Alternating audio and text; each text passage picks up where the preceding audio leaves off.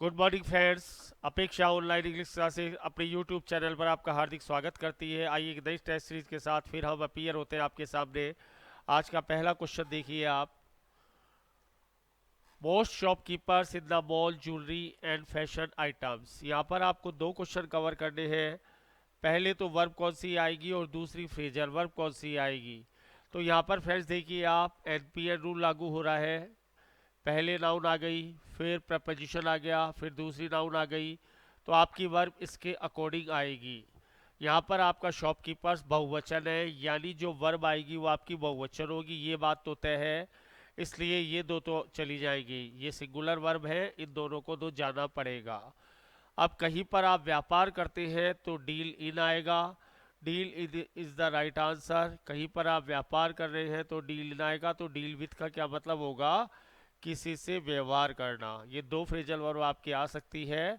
व्यवहार करने को डील विथ कहते हैं और व्यापार करने को डील इन कहते हैं। इसलिए आपका सही आंसर सी आएगा।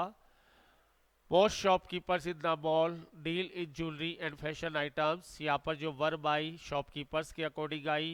डील इन क्यों आया? क्योंकि व्यापार कर रहा है। डील विथ कब आता? जब किसी से व्यवहार करना। ये दो क्वेश्चन आपके एग्जाम में कभी भी बन सकते हैं।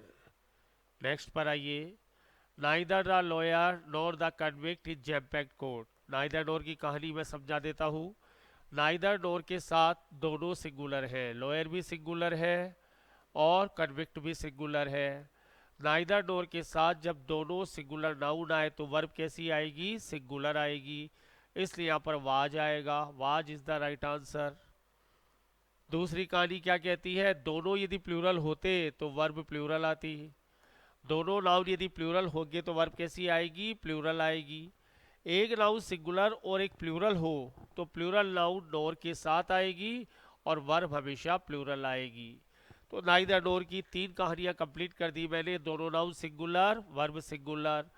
दोनों नाउन प्लूरल, वर्ब प्लूरल। एक नाउन सिंगुलर एक प्लूरल हो तो प्लूरल नाउन नोर के साथ आएगी और वर्ब कैसी आएगी? प्लूरल आएगी। तो आज के बाद नाइदर नोर से यदि आपका वाक्य स्टार्ट हो तो आप तीनों कहानियों पर विचार करेंगे।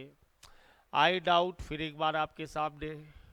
डाउट वाला वाक्य यदि आपका सकारात्मक है, पॉजिटिव है, डाउट वाला वाक्य और कुछ नहीं पढ़ना है। I doubt he will be able to accomplish the task in the time. Accomplish यानी पूरा करना। आपको यहाँ पर कंजक्शन बढ़ना, इससे आगे तो जाना ही नहीं है।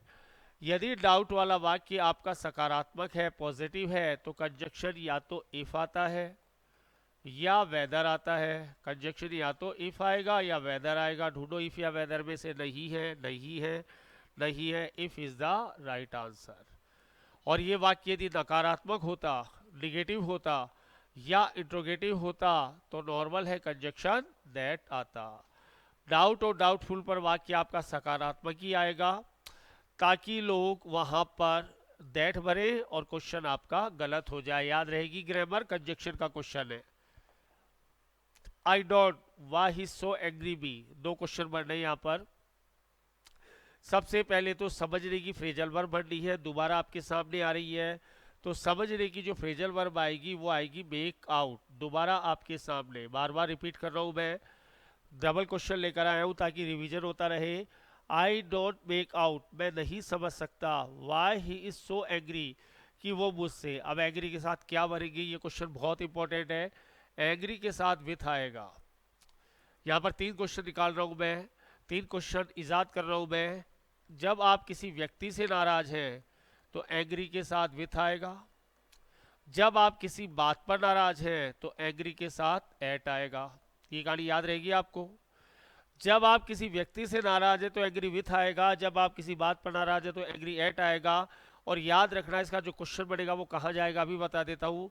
यदि इस वाक्य की पैसिव बनेगी, यदि एग्री के साथ कोई वाक्य पैसिव वो इसमें आएगा तो उसके साथ बाय कभी भी नहीं आएगा। ये याद रखना है आपको। ये कहानी मैंने इसीलिए कही है कि आपको याद रहे। यदि एग्री के साथ पैसिव वॉइस का सेंटेंस आता है तो बाय कभी नहीं आएगा। क्यों नहीं आएगा?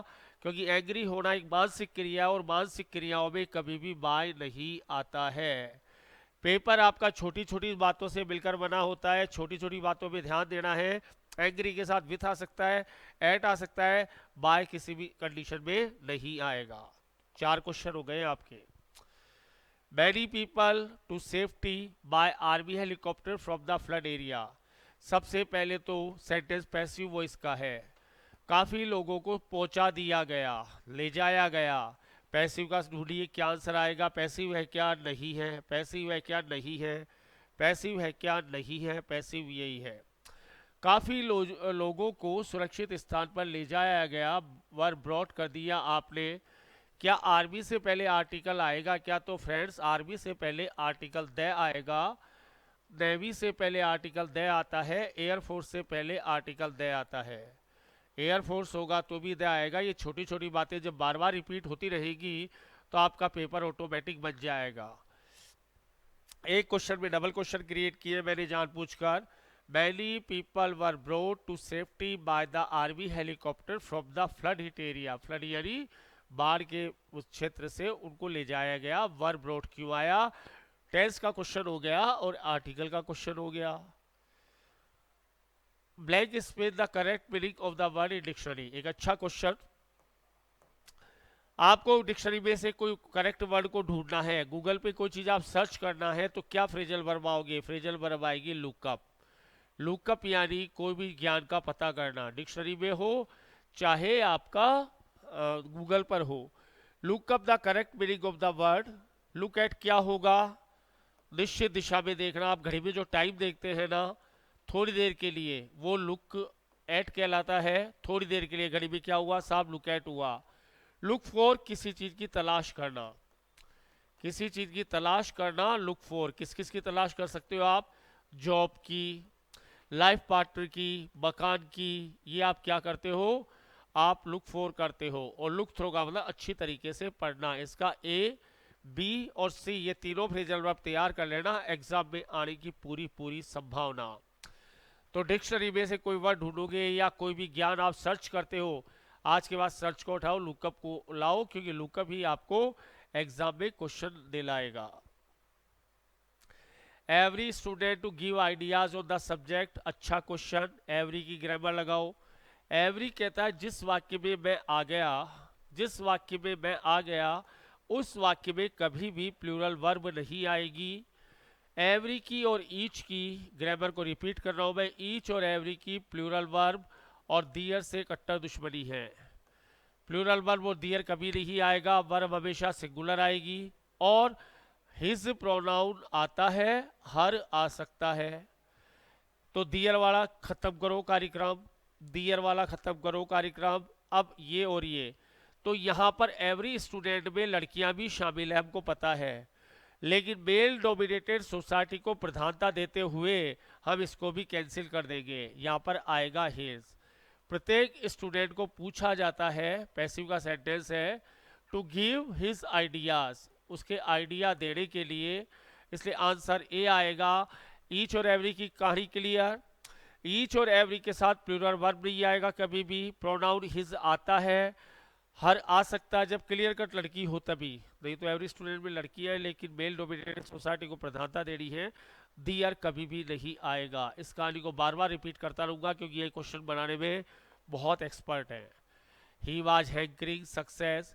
हैंकर के साथ एक ऐसी फ्रेजल वर्ब तैयार करनी है जिसका मतलब हो जाए लालसा करना, लालसा रखना। हैंकर आफ्टर बहुत इंपॉर्टेंट है।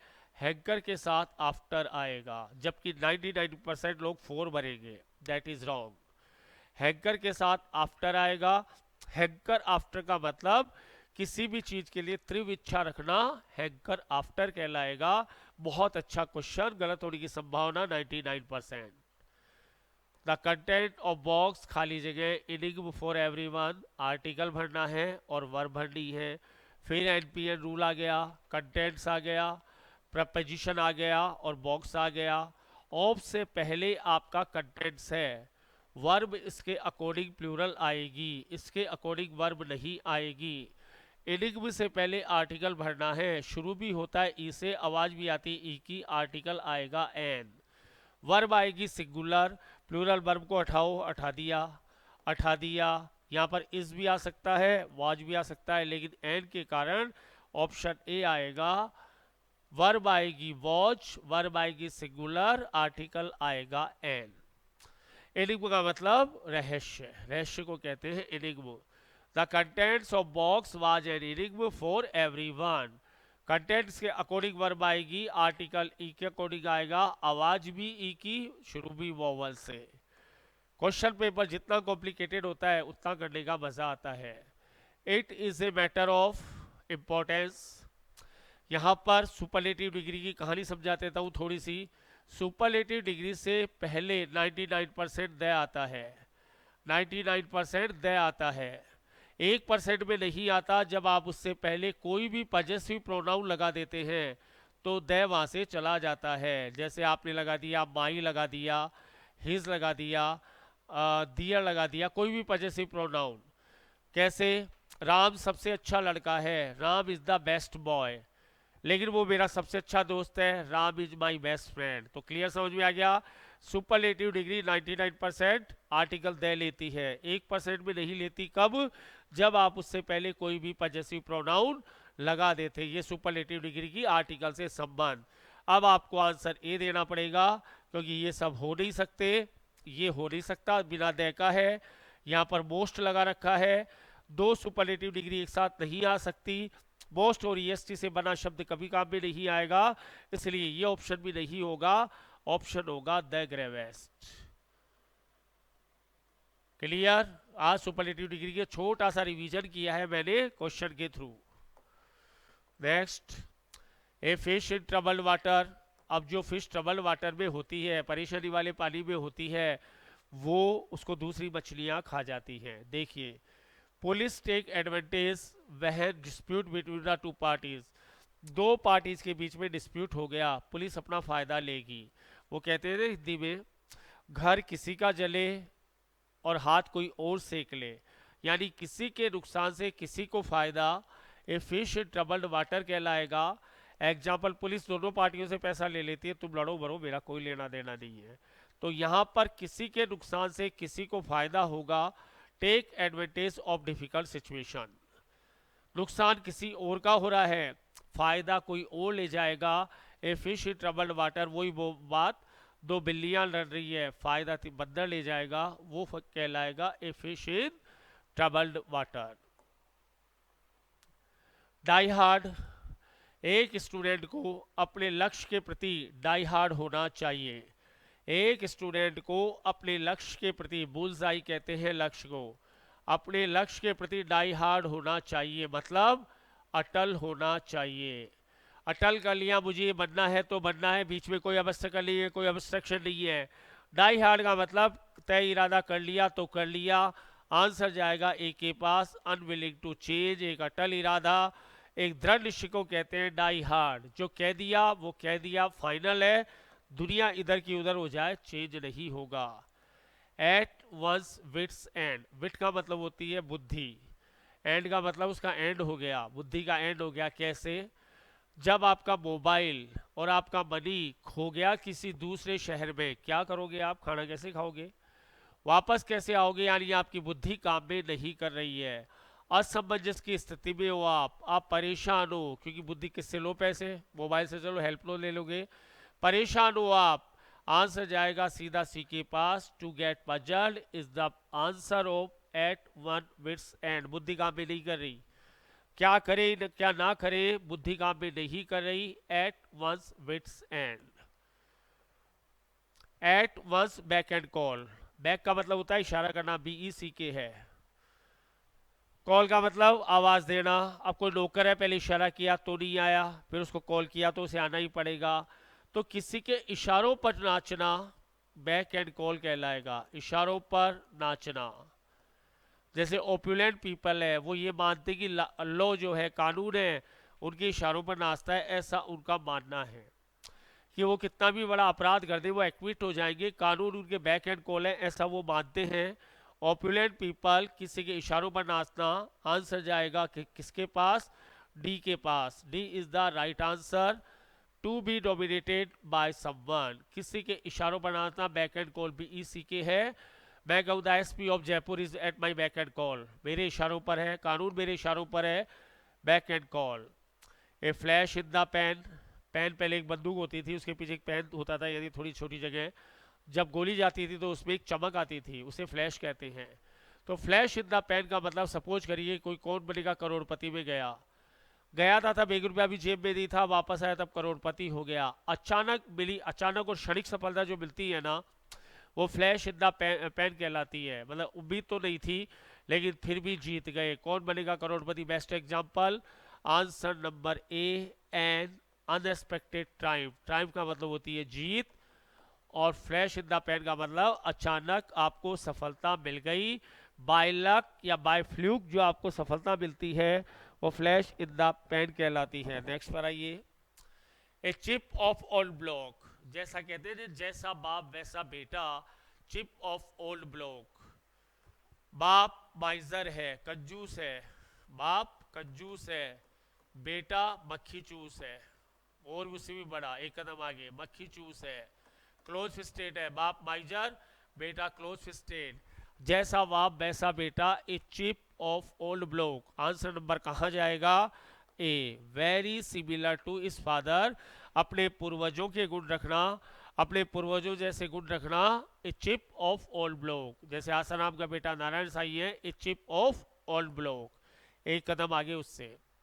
ए बिग ड्रॉ, कोई भी पार्टी है, कुछ भी है, सेलेब आए वहाँ पर, बिग शॉट आए यानी बड़े आदमी आए, कोई भी आए, वो क्या बन गए? आकर्षण का केंद्र बन गए। बिग ड्रॉ का मतलब सब उन्हीं को देखेंगे, ऑटोग्राफ लेंगे, आकर्षण का केंद्र बन गए, बिग ड्रॉ हो गए। ढूंढिए, आपका आंसर आएगा a huge attraction.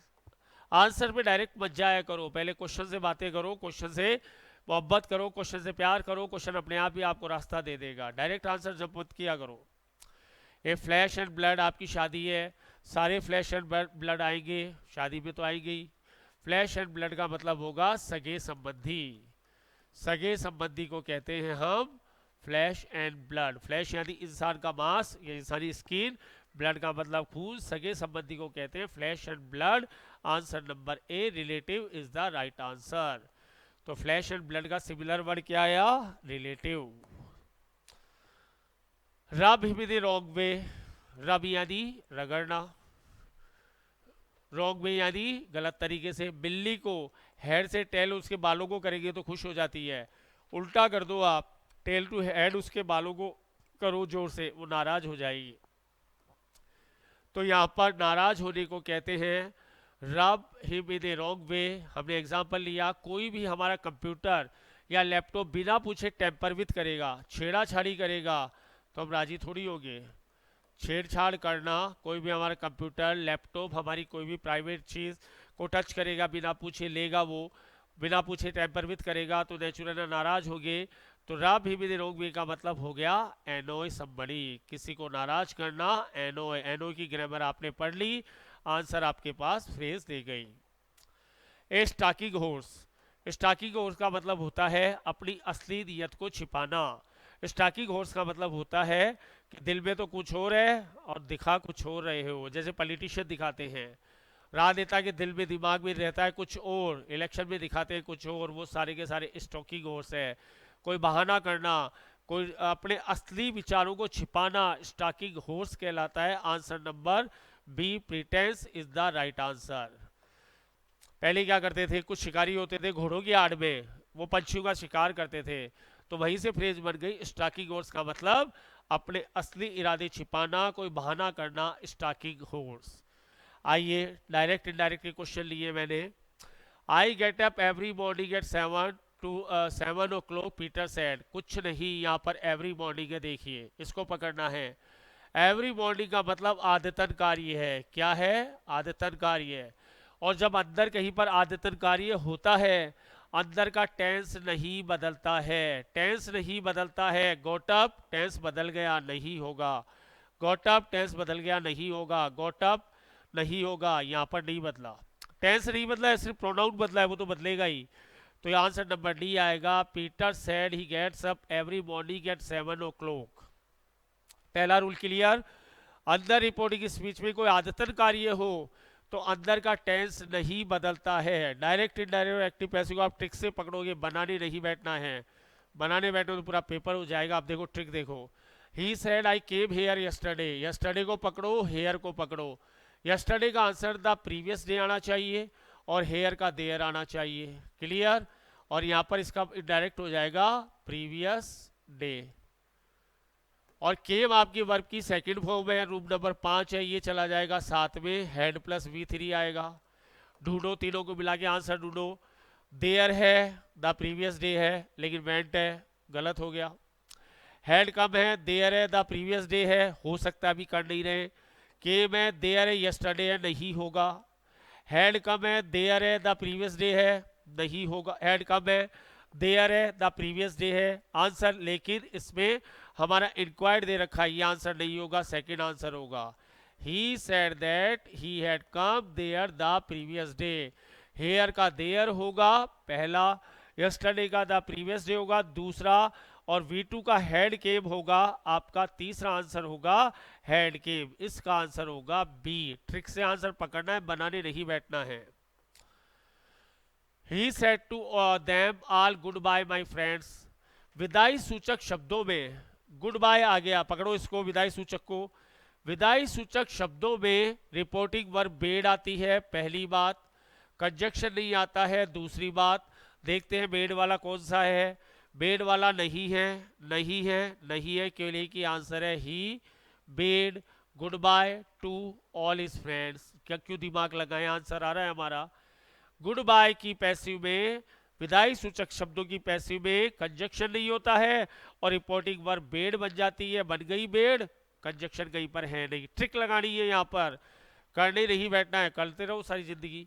The mother said don't go out in rain. Mother ने कहा कि बारिश में बाहर मत जाना। बनाई के शब्दों में, मना कर रही है ना मदर, बनाई के शब्दों में आपके आंसर में फॉरवर्ड जरूर आना चाहिए। मनाई कर रही है तो फॉरवर्ड जरूर आएगा, आंसर नहीं देखना है। ढूंढो फॉरवर्ड वाला क्वेश्चन, एक ही आंसर है डी।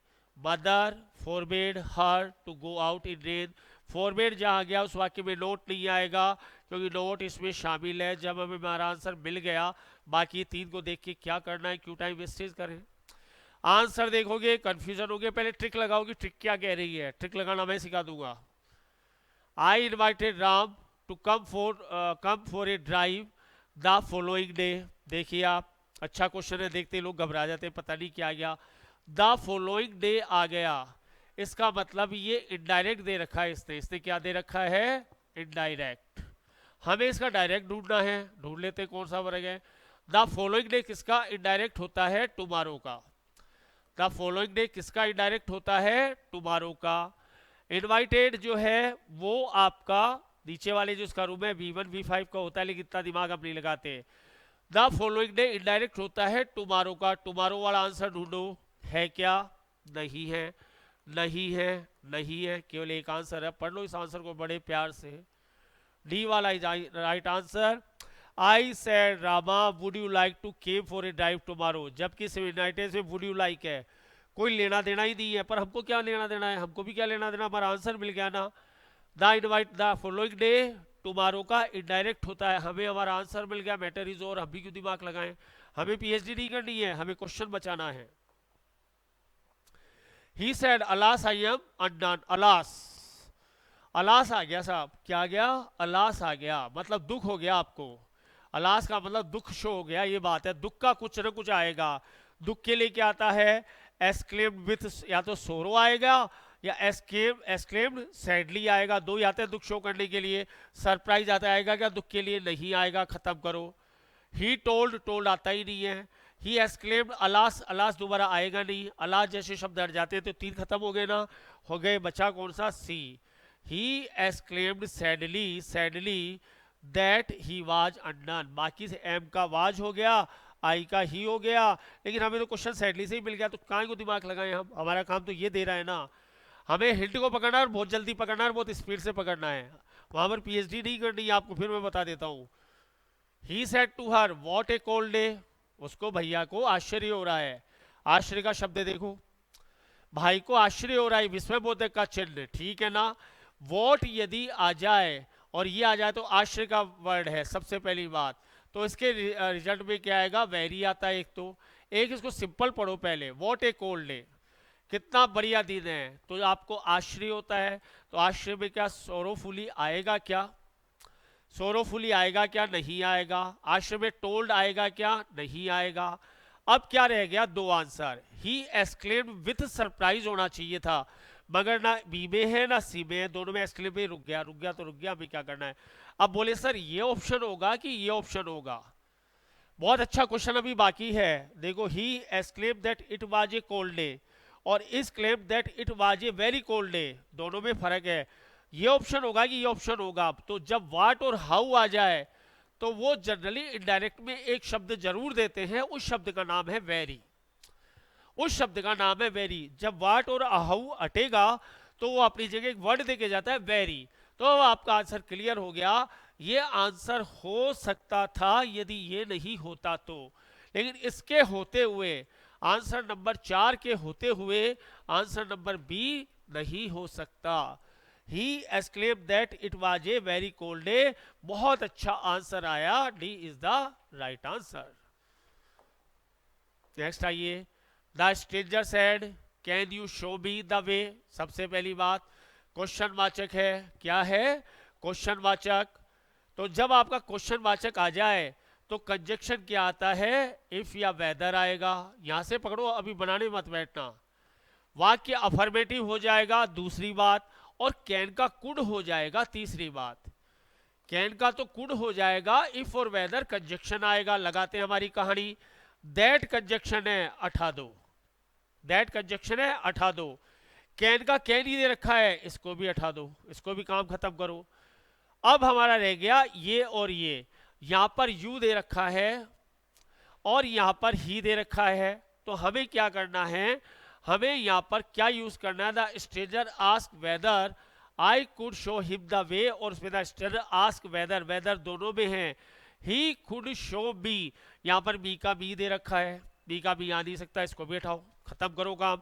ट्रिक खेलनी है। Answer first is the right answer. The stranger ask whether I could show him the वे, जबकि बी जो है स्ट्रेंजर के पास गया और हिम लेकर आ गया, सीधी सी बात है। यू इनडायरेक्टली आई लेकर आ गया, जबकि ऑब्जेक्ट यहां पर नहीं है। मैं फिर कहता हूं ट्रिक खेलनी है। एग्जाम वाला आपसे ट्रिक खेलता है, आप एग्जाम वाले से ट्रिक खेलो, कहानी खत्म। Our teacher said to us sugar dissolve with water. Friends कहाँ में है सेंटेंस? सेंटेंस आपका प्रेजेंट इंडेफिनिट में V1 और V5 में है। तो रूल कहता है कि जब सेंटेंस V1 और V5 में हो तो किस में चला जाता है? V2 में। इस रूल को फॉलो करते हुए आपने आंसर दिया ये वाला डिजोल्व। ये आपका गलत आंसर है। क्यों गलत आंसर है? क्योंकि ये एक वैज्ञानिक तथ्य है, एक साइंटिफिक ट्रूथ है, वैज्ञानिक तथ्य है, तो अंदर का टेंस नहीं बदलेगा। Mind it. ये एक अंदर का तथ्य, वैज्ञानिक तथ्य है कि शुगर डिजोल्व इन वाटर, कि चीनी पानी में घुल जाती, वैज्ञानिक तथ्य है ना। वैज्ञानिक तथ्य तो अंदर का टेंस नहीं बदलेगा, नहीं बदलेगा। चले गए आपके, क्या बचा? सेट टू का टोल्ड हो गया, ये सेट टू का सेट टू है, नहीं हो सकता। Answer number 4। Our teacher told us sugar dissolve in water. Clear? मजा आ रहा है? मजे लो। I asked Sheela if I might know her father. बंदे ने पहले इनडायरेक्ट दे रखा है। क्या दे रखा है? इनडायरेक्ट दे रखा है। हमें इसका डायरेक्ट ढूंढना है। क्या ढूंढना है? उल्टा ढूंढना है, डायरेक्ट। माइट है तो बे वाला आंसर तो जरूर होगा, ये बात तो आप मानते हो ना, ये तो मानोगे आप। तो कैन वाला उठाओ, विल वाला उठाओ, कहानी को खत्म करो। अब दो आंसर रह गए। I said to Sheela may I know your father. इसमें टोल्ड दे रखा है भाई साहब ने, तो टोल्ड का आज कभी होता ही नहीं है, इस भाई साहब को भी उठाओ। Answer number A, I said to Sheela, मे आ गया, आई नो योर फादर, कहानी हमारी मैच कर गई, ए इज द राइट आंसर। तो इनडायरेक्ट दिया था, डायरेक्ट आ गया। तो फ्रेंड्स ये था हमारा 30 क्वेश्चंस की सीरीज, जिसमें 10 मैंने आपको डायरेक्ट इनडायरेक्ट को पकड़ना सिखाया। ट्रिक से पकड़ना है, बनाने नहीं बैठना है। कि ट्रिक पकड़ोगे बहुत जल्दी क्लियर होगा विथ फंडामेंटल, लेकिन ट्रिक पकड़ेंगे रूल्स के साथ। रूल्स से ये तो ट्रिक की पकड़ में नहीं आएगी। ये हमारा प्रेजेंटेशन है, मेहनत करते रहिए, बहुत अच्छी मेहनत के लिए। Thank you very much to be with us. Thank you very much.